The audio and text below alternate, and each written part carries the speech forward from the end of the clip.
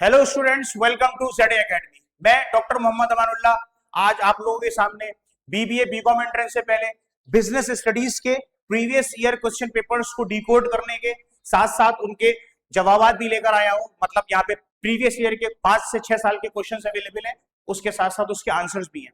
जैसा कि अगर आपने सब लोगों ने प्रीवियस ईयर के क्वेश्चन पेपर्स को देखा होगा और ये एनालाइज और ऑब्जर्व किया होगा कि कुछ क्वेश्चंस रिपीट होते हैं, और अगर नहीं भी रिपीट हो रहे हैं कुछ क्वेश्चंस होते हैं, तो आपको एक बेसिक आइडिया मिल जाता है कि स्टैंडर्ड का पता चल जाता है कि किस तरीके के सवाल पूछे जाते हैं। So let's start. तो अगर मैं स्टार्ट करूं तो विच अमंग द फॉलोइंग, अगर मैं क्वेश्चन से स्टार्ट करूं तो क्या कह रहा है, देखिए पहले मैं आप लोगों को बता दूं कि जो चीज बोल्ड में हो रखी है वो आंसर्स हैं। जैसे विच among the following is the psychological barrier. Psychological मतलब जहन से कौन सी चीज ऐसी है जो बैरियर, रुकावट क्रिएट करती है in your office, in your work, at your work place. Management को परफॉर्म करने में कौन सी ऐसी चीज है जो जहन से प्रॉब्लम क्रिएट करती है और बैरियर क्रिएट करती है। So the answer is lack of attention. ये क्वेश्चन पिछले साल आ चुका है। उसके बाद देखते हैं प्राइमरी एंड सेकेंडरी मार्केट्स क्या हो सकती हैं। क्या वो एक दूसरे से कॉम्पीट करती हैं? नहीं। क्या वो एक दूसरे को कॉम्प्लीमेंट करती हैं? Yes. Functions independently? No. Control each other? No. So the answer is B. Complement का मतलब क्या होता है? एक दूसरे के साथ चलना। एक जैसे कि पेट्रोल और कार, बिना कार के पेट्रोल बेकार है और बिना पेट्रोल के कार बेकार है। तो वैसे ही primary sector help secondary sector या secondary market. Next question, the settlement cycle of NSE, national stock exchange की पेमेंट साइकिल क्या है, या जब आप ट्रेड करते हो तो कितने दिन में आपका अकाउंट सेटल हो जाता है पैसों के मामले में।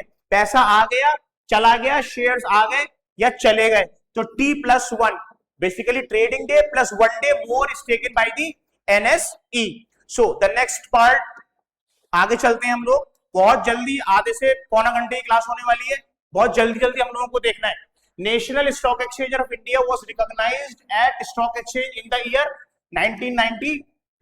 स्टॉक एक्सचेंज को, नेशनल स्टॉक एक्सचेंज को स्टॉक एक्सचेंज की वैल्यू या स्टेटस कब मिला, कौन से साल में मिला? 1992 में। Next question, identify the type of budget for the statement estimated spending on major long term assets. Budget का क्या मतलब होता है? Planning in advance regarding money. Budget का मतलब होता है पैसे के बारे में एडवांस से सोचकर रख लेना। Basically estimation is the correct word, estimate लगाना। तो estimation for the long term assets क्या होगा? मैंने बताया है capital budget. The answer is capital budget. Why? because whenever the word capital is there means a big amount, a huge amount, and long term assets हमेशा बड़े पैसों से खरीदे जाते हैं। तो always relates long term assets with the capital budget. The word capital will be related, आप इसको relate कर सकते हो किसके साथ? long term assets के साथ। next question, controlling function of an organization is, controlling function क्या है? क्या ये फॉरवर्ड लुकिंग है? हाँ। क्या ये बैकवर्ड लुकिंग है? हाँ। तो answer is both A and B. तो इसमें हमें तीन चीजें पता चली कि अगर खाली फॉरवर्ड लुकिंग ऑप्शन होगा तो टिक कर देंगे, या खाली बैकवर्ड लुकिंग आंसर होगा तो भी टिक कर देंगे। अगर दोनों आंसर होंगे तो both A and B. Why forward looking, why backward looking? Because controlling में हम एनालाइज करते हैं कि जो हमने एक्चुअल चीजें बनाई थी क्या उसी के हिसाब से काम हो रहा है, नहीं हो रहा है। अगर हो रहा है तो हम उसे चलने देते हैं, नहीं हो रहा है तो फिर हम स्टेप बैक करते हैं और चीजों को करेक्ट करते हैं। तो फॉरवर्ड लुकिंग भी है और ये बैकवर्ड लुकिंग भी है। So the answer is C. Coming to the next question, question number 7, the process of converting the message into communication symbol. मतलब क्या है? हेलो, उसने कहा हेलो, या आपने कहा आओ, तो यू आर इंडिकेटिंग समथिंग, आओ। तो बेसिकली क्या है? इनकोडिंग और डिकोडिंग करना। सो द आंसर इज इनकोडिंग। मतलब क्या है? मैसेज को कम्युनिकेशन सिंबल की फॉर्म में जो बात होती है उसको हम कहते हैं इनकोडिंग। याद करने की चीज है ये, रटने की चीज है ये, ठीक है बेटा। नेक्स्ट क्वेश्चन देखते हैं। लिबरलाइजेशन मींस, लिबरलाइजेशन बना है लिबरल से। Liberal means what? When you are free, जब आप आजाद हो तो वो लिबरल हो गया। तो लिबरलाइजेशन इन इकोनॉमिक टर्म्स या in business term is what? When reduced government controls and restrictions. The answer is B. जब गवर्नमेंट का कंट्रोल और रेस्ट्रिक्शंस नहीं होंगे तो क्या होगा? उसको हम कहेंगे लिबरलाइजेशन। और बेटा लिबरलाइजेशन, प्राइवेटाइजेशन, ग्लोबलाइजेशन 1991 के इकोनॉमिक रिफॉर्म्स में लिया गया था हिंदुस्तान के अंदर। So the answer is B. Next question, question number 9, which of the following is not a principle of management given by F.W. Taylor? इसमें से कौन सा ऐसा प्रिंसिपल है जो टेलर ने नहीं दिया है? So the answer is functional foremanship. देखते हैं क्या, science not rule of thumb, yes ये दिया है तो ये आंसर नहीं होगा। मैक्सिमम नॉट रेस्ट्रिक्टेड आउटपुट, ये भी दिया है तो ये भी आंसर नहीं होगा। हार्मनी नॉट डिस्कॉर्ड, हाँ ये भी प्रिंसिपल फ्यूल का दिया हुआ है तो ये भी आंसर नहीं होगा। क्यों? क्योंकि सवाल में पूछा जा रहा है नॉट, कौन सा प्रिंसिपल नहीं है। So the correct answer is functional foremanship. Coming to the next question, coming to the next question, अगर हम दूसरा क्वेश्चन देखें तो कौन सा क्वेश्चन आता है? क्वेश्चन नंबर 10 आता है। यहां पर क्वेश्चन नंबर 10 आता है। सॉरी,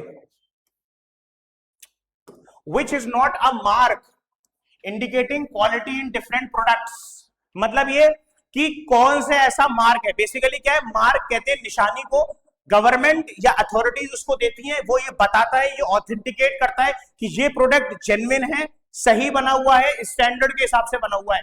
तो देखते हैं बेटा, Agmark is for the agriculture, BIA is for the another product, food process order, last one is MRP which is maximum retail price. तो maximum retail price is the correct answer because ये कोई mark नहीं है standard quality का, ये क्या है, maximum retail price है।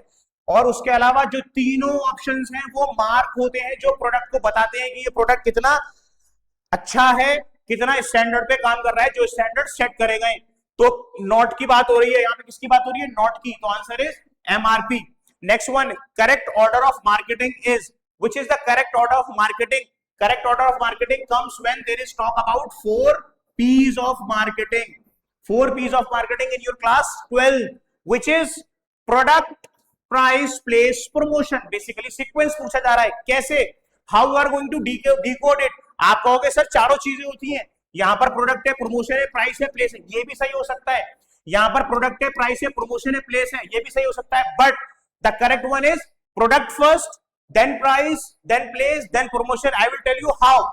सबसे पहले आप क्या करोगे, क्या प्रोडक्ट बनाना है, आपने उस प्रोडक्ट को बनाया, फिर आप देखोगे उस प्रोडक्ट को बनाने में कॉस्ट कितनी लगी, then you will set the price, then आप डिसाइड करोगे कि ये हमें बेचना कहां है, you will set the, decide the place, decide the market, then you will promote according to your place. तो देयर इज अ सीक्वेंस, पहले प्रोडक्ट का बनना, फिर उसके प्राइस सेट होना, फिर उसकी जगह को सेट होना, वो कहां बिकेगा, फिर जगह सेट हो गई, प्राइस सेट हो गया, प्रोडक्ट सेट हो गया, अब आपको उसको प्रमोट करना है। So the correct answer is C. Question number 12, which among the following is not an investing decision?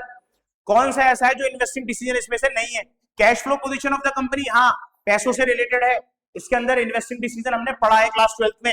Fixed operating cost, पैसों की बात आ गई, फ्लोटेशन कॉस्ट, पैसों की बात आ गई। Share holders preference, the correct answer is D, because it is not an investing decision, ये investing decision नहीं है। नेक्स्ट क्वेश्चन देखते हैं, which is question number 13। Sorry, if an investor wishes to buy or sell any security he must provide the following documents। मतलब अगर एक investor है वो शेयर्स खरीदना या बेचना चाहता है तो इनमें से कौन से डॉक्यूमेंट की उसे जरूरत पड़ेगी? क्या उसे इनकम सर्टिफिकेट की जरूरत पड़ेगी? नहीं। क्या उसे ब्लड ग्रुप की जरूरत पड़ेगी? नहीं। क्या उसे नो ऑब्जेक्शन सर्टिफिकेट चाहिए? नो। क्या उसे पैन कार्ड चाहिए? Yes. Permanent account number, pan card चाहिए जिससे अकाउंट खुलेगा, जिससे ट्रांजेक्शन होता है। आप सब लोगों के पास पैन कार्ड होंगे, तो करेक्ट आंसर इज दिस। जब मनी की बात होगी, जब बैंक अकाउंट की बात होगी, शेयर्स खरीदने और बेचने की बात होगी, तो PAN card is the basic requirement along with demat account.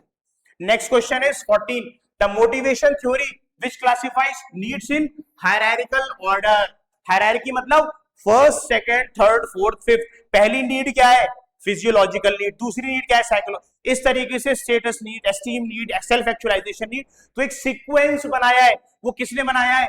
Abraham Maslow की थ्योरी है, आपने पढ़ा होगा, Maslow's hierarchical theory. So the answer is B. Next one is grapevine. Grapevine is a form of communication when you study the concept called communication. तो informal communication is the correct answer because grapevine is the informal communication. आगे चलते हैं हम लोग, अब आगे की बात आ गई, नेक्स्ट पेपर आ गया आप लोगों का। Management is what? Price, distinct, pure और रिलेशनशिप। क्या है मैनेजमेंट? कौन सी एंटिटी है? मैनेजमेंट? बताइए, सोचिए, जहन लगाइए। Management is a distinct entity, एक अलग चीज है। आगे देखते हैं, esprit de corps is a principle of management. Yes, management का प्रिंसिपल है एस्पिरिट डी कॉर्प्स। आगे चलते हैं, planning is the basic requirement of management process. Planning is the basic requirement of management process. Yes, planning is the first step, planning, organising, staffing, directing and controlling. आगे चलते हैं, which is not a function of management of the following. इसमें से कौन सा function ऐसा है जो मैनेजमेंट का बेसिक प्रिंसिपल या फंक्शन नहीं है? प्लानिंग है हमारे पास तो आंसर नहीं होगा, स्टाफिंग है, कंट्रोलिंग है, कोऑपरेटिव या कोऑपरेशन नहीं है। So the correct answer is C. आगे देखते हैं हम लोग, RBI is the kingpin of Indian money market because RBI deals with the money. Reserve Bank of India deals with the banks and bank deals with the money. So RBI is the kingpin of Indian money market. आगे चलते हैं, which bank is known as Central Bank of India? RBI. RBI is the central bank की जगह पर आपको word मिल सकता है बेटा एपेक्स बैंक। कौन सा मिल सकता है? एपेक्स वर्ड भी मिल सकता है, तो don't get confuse. Apex, central is same, so Reserve Bank of India would be the answer. Finance function includes, finance function क्या include करता है? Capital mix decision. Why? Because आपको कैपिटल कैसे रखनी है, क्या पैसा इक्विटी के थ्रू लेना है, क्या पैसा डेट के थ्रू लेना है, क्या पैसा रिटेन अर्निंग के थ्रू लेना है, या क्या पैसा आपको जो है वो लोन की फॉर्म में लेना है। तो मिक्सचर क्या रहेगा आपकी कैपिटल फॉर्मेशन का, वो देखना है इसके अंदर। Next, which is not a part of equity fund. इसमें से कौन सा इक्विटी फंड का पार्ट नहीं है? रिजर्व होता है, आप लोगों ने बैलेंस शीट 12th क्लास में बनाई होगी। सरप्लस होता है, इक्विटी कैपिटल होता है। So the correct answer is debt. Debt is not a part of equity fund because it is not equity, it is a long term debt, it is an outsider liability. तो so the correct answer is debt. बाकी तीनों चीजें capital fund में, equity fund में होती हैं। तो आपको याद रखना है कि अगर सवाल इसमें से भी आ जाए तो आप टिक कर देना कि इक्विटी फंड में इसमें से कौन सी चीज होती है, तो वो भी आ जाएगा आपका। यहां पर पूछा था नहीं होती है, तो नहीं में डेट नहीं होता है। Next question, which is debt fund? Which is debt fund? So debentures is the debt fund because it is an outsider liability, it is a debenture. तो debenture से आप debt को relate कर सकते हो। Next, marketing concept is based on customer orientation. Why? Because you will do marketing on the basis of the customer. Whatever the customer needs, you have to deliver. जो भी customer की need है वो आपको deliver करनी है। आपके हिसाब से customer is not going to buy your product. You have to sell the product according to the need, preferences, taste, according to the customer. So the correct answer is customer orientation. Coming to the next question, question number 10. Marketing mix consists of, marketing mix क्या है? Product, price, place, promotion. तो क्या इसके अंदर product है? क्या इसके अंदर प्राइस है? क्या इसके अंदर डिस्ट्रीब्यूशन मतलब प्लेस है? So the correct answer is all of the above. अब आप देखिए, इससे पहले वाले में सवाल था मार्केटिंग मिक्स में क्या क्या चीजें होती है। Again the question is repeated over here in another form. उसकी लैंग्वेज समहाउ डिफरेंट है, but the question is likewise there. So all trademarks are brand. Trademark is a name of a company. Basically trademark is a logo, and logo can be based on the name of the company, और कुछ और भी हो सकता है जो company के नाम से रिलेट करे। तो बेसिकली इट्स अ ब्रांड। जैसे मारुति का एक ब्रांड, आप लोगो है, आप देख के समझ जाते हो। तो बेसिकली इस तरीके की चीजें होती है brand. District forum, consumer protection act का सवाल है। Last topic of your syllabus of business, redressal agency. Redressal का मतलब क्या होता है? जहां पर आपकी शिकायतें सुनी जाए। और बेसिकली क्या है? PYQs, अकाउंट्स के डिस्कस क्यों नहीं हुए? बहुत सारे लोगों के मन में ये सवाल आएगा because in this year the total syllabus of accounts has been changed. पूरा अकाउंट का सिलेबस चेंज हो चुका है। जो बिजनेस स्टडीज का सिलेबस था वो बिल्कुल सेम है। That's why we are here with the PYQs of the BCom, because अगर सिलेबस सेम है तो हम ये मान के चलते हैं, अंदाजा लगाते हैं कि सवाल भी लाइकवाइज या उसी के जैसे पूछे जा सकते हैं। Next question is what? Policy formation is the function of top level management. Policies, rules, regulations, orders, ये सारी चीजें कौन बनाता है? The top level of the management, which मतलब उसको हम फॉलो करते हैं, which will be followed by the rest of the company. It is always be made by the top management. Policy, regulations, rule, principles, ethics, norms, ये सारी चीजें हो गई. सो the correct answer is A, top level management. Now coming to the next question, question number 14.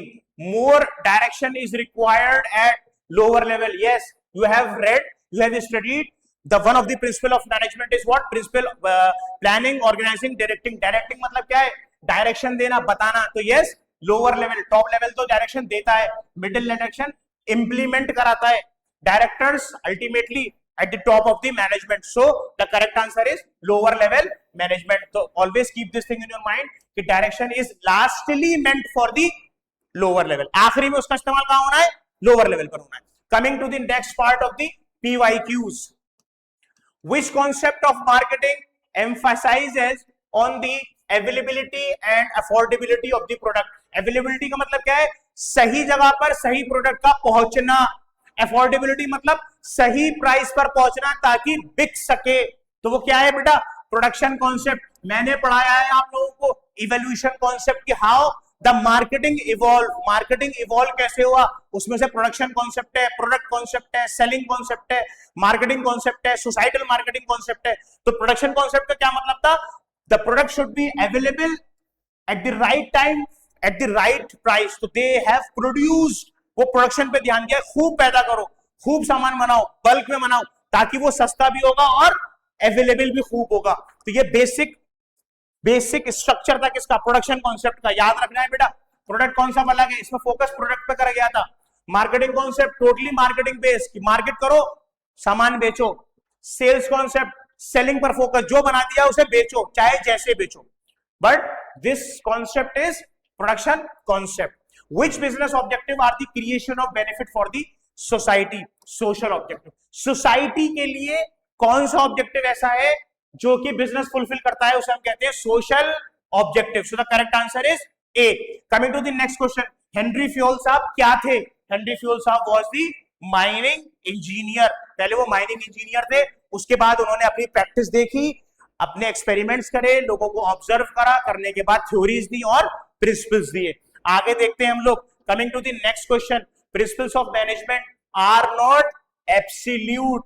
Principal of management are not absolute. Absolute का मतलब होता है कि जो चेंज ना हो सके, but principles of management change होता है according to situation, according to company, according to product, according to market, but it is not absolute. Basically rigid नहीं होगा, रिजिड नहीं होगा, बिहेवियरल होगा. हाँ, लोगों के हिसाब से चेंज हो सकता है या लोगों के हिसाब से काम करना है. Universal, yes, it is accepted and practised at all the level of management in the whole world. तो यूनिवर्सली एक्सेप्टेबल है. Flexible, yes, the flexible thing which can be change. So the correct answer is absolute, क्योंकि सवाल आ रहा है not, नहीं है. Next, a brand और अ part of brand that is given legal protection. That is given legal protection. आपका कोई brand है, आपका कोई लोगो है, आपका कोई नाम है, आपने उसको रजिस्टर करा लिया, तो गवर्नमेंट ने आपको उसकी authority they the. Now you can use this name, you can use this logo, you can use this brand. तो वो क्या है बेटा? आप लोगों का ट्रेडमार्क है. ट्रेडमार्क है, याद रखना है. लोगो जब रजिस्टर होता है तो उसको हम कहते हैं trademark. Next question. Scalar chain क्या है बेटा? स्केलर चेन बेसिकली ऊपर से जो फ्लो होती हुई नीचे आए, तो वो क्या है बेटा? Formal lines of authority from, sorry, the answer is B, formal lines of authority from highest to lowest. So the correct answer is B. Coming to the next question. Question number 7. Consumer should use ISI mark electrical appliances is an example of right to safety. Electrical appliances आपके standard के हिसाब से बने हुए.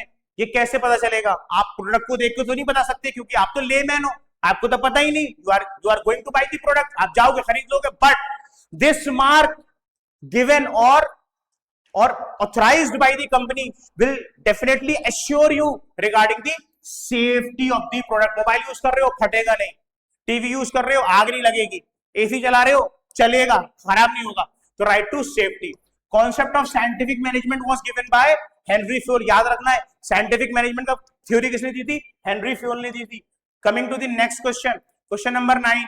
विच is not a function of management. देखिए again the question is repeated over here, इससे पहले भी आ चुका है, दोबारा आ गया। कॉपरेशन या cooperating, both the things are correct. Cooperating, staffing हाँ होता है, तो ये भी आंसर नहीं होगा। प्लानिंग भी होता है, ये भी आंसर नहीं होगा। कंट्रोलिंग भी होता है, ये भी आंसर नहीं होगा। कॉपरेटिंग या कॉपरेशन एक ऐसा कॉन्सेप्ट है जो कि प्रिंसिपल नहीं है मैनेजमेंट का। Next question, a decision to acquire a new and modern plan to upgrade the old one is investment decision. देखिए इससे पहले भी सवाल था लॉन्ग टर्म एसेट्स पर, कि लॉन्ग टर्म एसेट्स क्या है, वहां पर कैपिटल की बात हुई थी। यहां पर क्या बात होगी बेटा, इन्वेस्टमेंट की। आप सब लोगों ने कैश फ्लो स्टेटमेंट पढ़ा है, कॉमर्स वाले बच्चों। कैश फ्लो में investing decision is meant for the long term assets, means what, buying and selling of long term assets. So the answer is B, because आप अपग्रेड कर रहे हो plant को। प्लांट क्या है, एसेट। जब आप कोई सस्ता, कोई पुराना प्लांट के बदले बड़ा प्लांट खरीद रहे हो, कोई सस्ते प्लांट के बदले अच्छा महंगा प्लांट खरीद रहे हो, तो आप एसेट में इंप्रूवमेंट कर रहे हो। एसेट क्या होता है बेटा, इन्वेस्टमेंट होता है, क्योंकि वो आपको रिटर्न देता है। So the answer is B. Trademark is an element of branding. देखिए ट्रेडमार्क से क्वेश्चन फिर आ गया, ट्रेडमार्क किसका एलिमेंट है, ब्रांडिंग का। Branding is what, your name, your the company's recognition, जो माइंड में होता है। लोगो देखकर समझ जाना ये इसका प्रोडक्ट। जैसे नाइकी, नाइकी का एक लोगो है, आप इसे देखते हो समझ जाते हो ये नाइकी है। इस तरीके से एडिडास का होता है, एडिडास का आप देखते हो तो समझ जाते हो कि वो क्या है। इस तरीके से टाटा का टी बना हुआ होता है। तो ये सब चीजें क्या होती है बेटा, ब्रांड का लोगो होता है, और उससे आप आइडेंटिफाई करते हो कि कौन से ब्रांड का प्रोडक्ट है। तो बेटे क्या है, branding. Raising more capital than the required denotes situation of over raising. देखिए क्या मतलब है आपका, कि आपको कैपिटल की जरूरत नहीं है लेकिन आप ज्यादा कैपिटल ले रहे हो, तो ओवर रेजिंग हो जाएगा।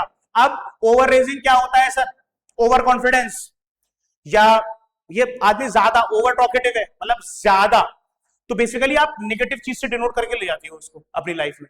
तो वही चीज है बेटा, क्या है, ओवर रेजिंग। जब आपको कैपिटल की जरूरत नहीं है बट आप रेज कर रहे हो क्या, कैपिटल, तो वो क्या है बेटा, सही नहीं है। लेकिन क्या कहलाता है वो, it is called over raising. आगे चलते हैं बेटा, आगे चलते हैं। क्वेश्चन नंबर 13 देखते हैं हम लोग। Question number 13 is what, long term finance is required for the purchase of fixed assets. Long term finance, लंबे समय के लिए पैसों की जरूरत है, लंबे समय के लिए पैसा लगाया, किसमें लगाओगे, लंबे समय के लिए, more than 1 year, fixed assets में लगाओगे। सो the answer is A. Marketing management is not concerned with planning. Marketing management किससे कंसर्न नहीं होता है, plan is not concerned with planning. Next question, which of the marketing management is not, sorry, the marketing management is not concerned with, ये गलत answer tick हो गया, staffing, staffing। next, which of the following constitutes borrowed fund। borrowed fund मतलब बाहर से पैसा लेना, bond, yes बाहर से पैसा लेते हैं, debentures बाहर से लेते हैं, लोन बाहर से लेते हैं। so all of the above is the answer। तो अगर इसमें से कोई चीज पूछी जाए कि डिबेंचर है तो टिक कर देना, बॉन्ड है तो टिक कर देना, लोन है तो टिक कर देना, अगर सब हो तो all of the above is the answer. Coming to the next question, in a business organization who is responsible to keep machines and tools ready for operation, gang boss।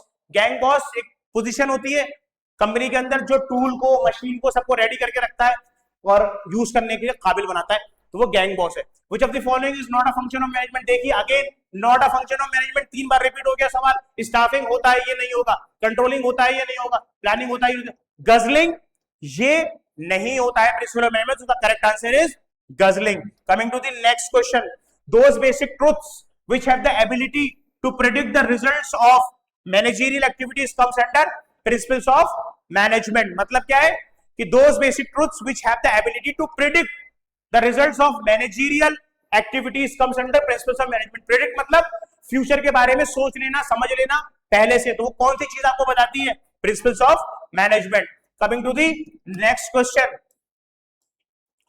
which consumer rights entitled the consumer to get relief in the case of service or product fall short of his expectation, right to seek redressal। मतलब ये कि अगर कोई service, कोई product आपको मिला और वो आपकी एक्सपेक्टेशन के मुताबिक नहीं है, जो कमिट करा था कंपनी ने वो प्रोडक्ट वैसा नहीं है, तो वो कहां पर सॉल्व होगी क्वेरी आपकी, कौन सा राइट देता है, right to seek redressal, go and file the complaint against the company.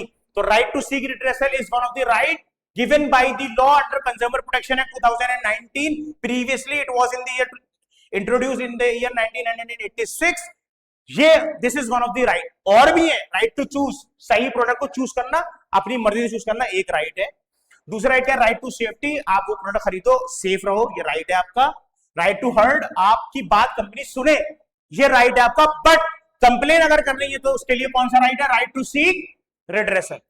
The settlement cycle of NSC, फिर आ गई कहानी एनएससी की, रिपीट हो गया question again, T+1, answer is D.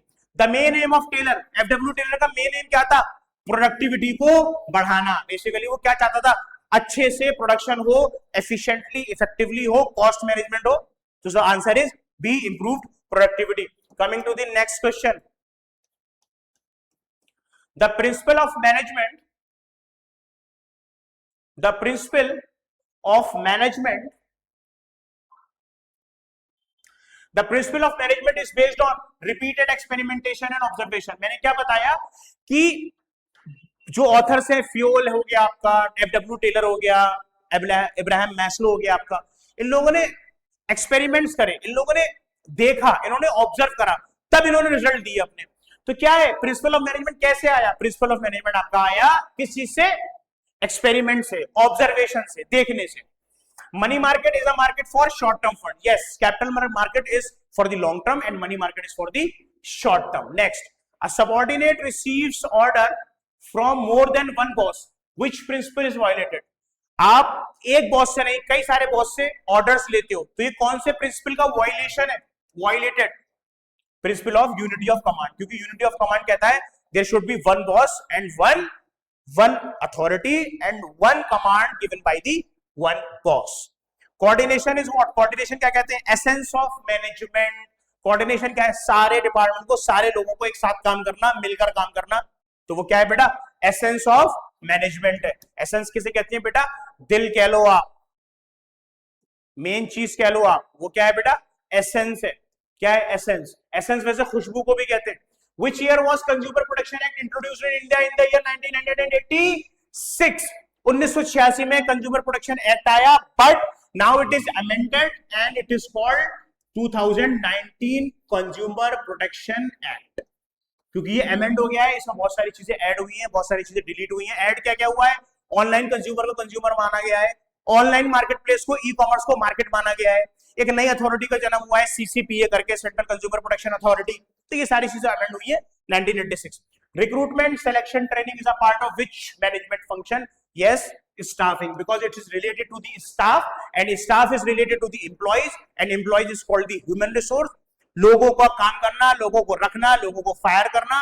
तो रिक्रूटमेंट लोगों को अट्रैक्ट करना, आपका जॉब अप्लाई करने के लिए सेलेक्ट करना, choosing the best candidate, candidate के सिलेक्शन के बाद उसको ट्रेन करना अकॉर्डिंग टू जॉब, और ड्यूरिंग द जॉब ट्रेन कर कर आगे बढ़ाना, तो स्टाफिंग।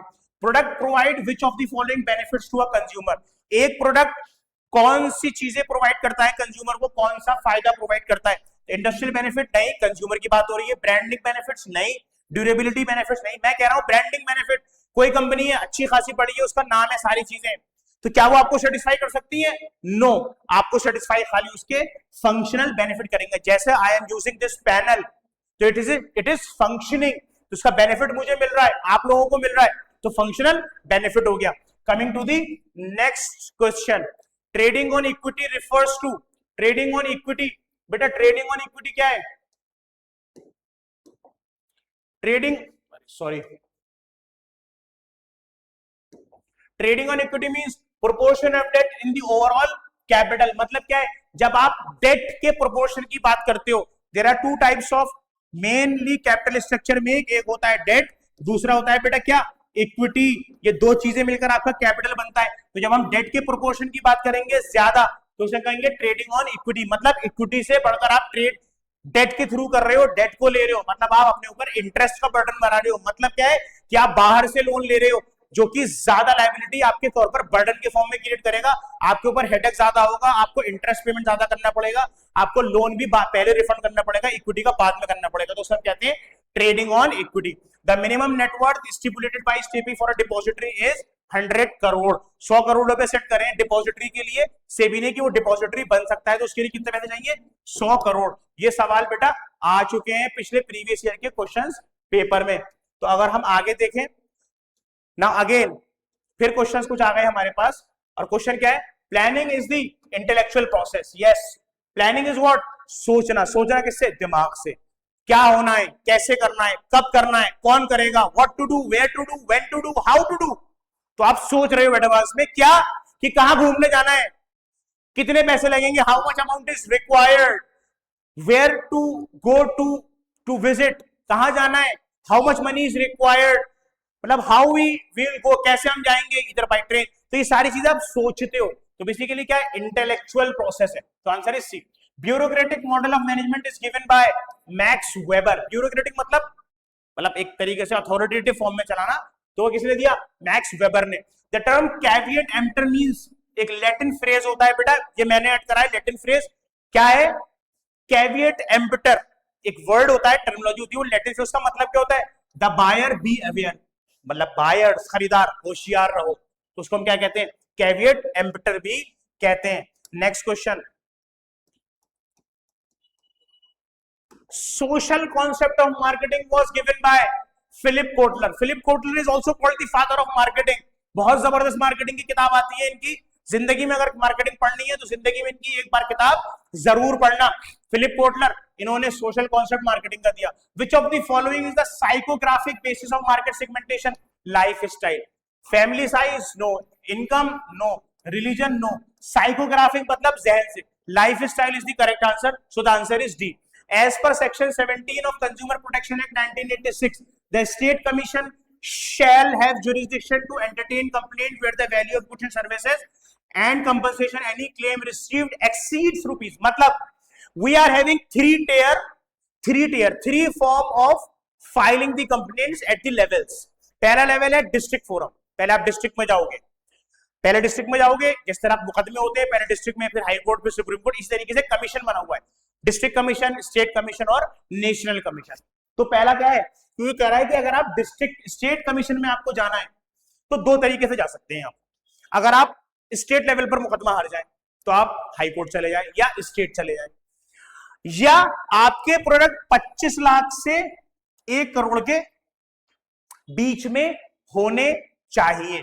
तो ये प्रीवियस ईयर का क्वेश्चन पेपर है बेटा, तो उसके हिसाब से, ठीक है। So the answer is C, product की वैल्यू या तो 25 लाख हो या 1 करोड़ से कम हो, इन बिटवीन 25 to 1 करोड़। अगर आप है तो directly you can file the complaint in state commission, या आप डिस्ट्रिक्ट से हार जाए तब स्टेट पे चले जाए, but here the correct answer is C, 25 lakh to 1 crore. सवाल ये कह रहा है। Coming to the next question, question number 7, in the industry runner up firm, runner up मतलब जो पीछे चल रही है उसको क्या कहते हैं हम, चैलेंजर कहते हैं। क्यों चैलेंजर, रनर अप किसे कहते हैं बेटा, दो टीमें खेल रही हैं, एक खेल रही है इंडिया, दूसरी खेल रही है ऑस्ट्रेलिया। तो अगर ऑस्ट्रेलिया हार गई तो ये विनर हो गई, ये रनर हो गई। तो हु चैलेंज टू हुम, किसने किसको चैलेंज करा, ऑस्ट्रेलिया ने चैलेंज करा किसको, इंडिया को, तो ये क्या कहलाएगा बेटा, चैलेंजर कहलाएगा। National stock Exchange India was set up in the year 1992। Again the question is repeated, NSC कब एस्टैब्लिश हुआ, 1992 में। Coming to the next question, commercial paper is introduced in Indian market. Commercial paper क्या है बेटा, money market का एक form है, ये कब इंट्रोड्यूस हुआ इंडिया में, जनवरी 1990 में। ये क्वेश्चन आ चुका है, बहुत स्पेसिफिक क्वेश्चन है, ये पढ़ना है आप लोगों को। Which of the following does not characterize the business environment, कौन सी ऐसी चीज है जो बिजनेस एनवायरनमेंट को कैरेक्टराइज नहीं करती या कैरेक्टरिस्टिक्स नहीं है। अनसर्टेनिटी एक कैरेक्टरिस्टिक है एनवायरनमेंट का जो असर डालेगा। रिलेटिविटी, रिलेट करते हो आप किसी ना किसी से ताकि आपके बिजनेस पर असर पड़ेगा, टैक्स हो, टेक्नोलॉजी हो, बहुत सारी चीजें। Complexity, yes, business environment is very much complex because today Iran war is there and it is a complex situation. But employees, आपका employee आपके लिए business environment का part नहीं है. So the correct answer is B. Management is the art of knowing what you want to do. Henry Fuel is the best, cheapest way. This statement is given by, ये statement किसने दिया, F.W. Taylor ने दिया। क्या management is the art of knowing what you want to do in the best way, कैसे करना है अच्छे तरीके से, ये किसने दिया आपको, ये दिया आपको F.W. टेलर ने। Coming to the next question, question number 12, financial decision involve, मैं बता चुका हूं पहले, पैसों की बात, इन्वेस्टमेंट, फाइनेंसिंग एंड डिविडेंड, 3 तरीके के डिसीजन होते हैं जो फाइनेंस मैनेजर को कंपनी को लेने होते हैं। इस कॉन्सेप्ट को याद रखिएगा, चाहे बीकॉम करें, चाहे एमकॉम करें, चाहे एमबीए करें, चाहे पीएचडी करें, अगर फाइनेंस में आप पढ़ रहे हैं तो ये आपको 3 चीजें पढ़नी है हमेशा। Next question number 13, the book principle of scientific management by Taylor is written in the year 1911। ये जो किताब है प्रिंसिपल ऑफ साइंटिफिक मैनेजमेंट की, जो टेलर ने दी है, वो कब इंट्रोड्यूस हुई, 1911 में।